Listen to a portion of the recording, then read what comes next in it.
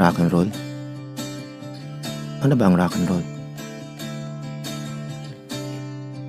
Hindi lang tugtugin na pumipili ng tagapakinig.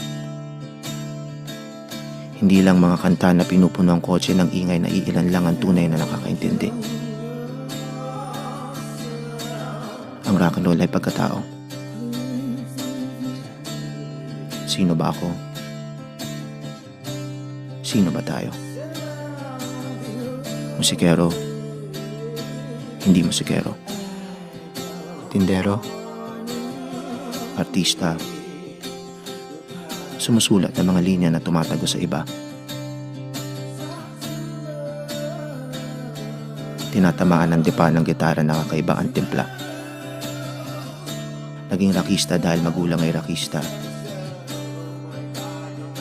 Naging rakista dahil may minahal na rakista. Naging rakista dahil pinalilibutan ng mga rakista. Naging rakista dahil may narinig na malupit na kanta at mula noon, kahit hindi niya alam, naging rakista. Ano ba kasi ang rock and roll? Sino ba ang makakasabi kung ano ang rock and roll? Ikaw, ako, tayo, na nakikita natin ang sarili nating mundo.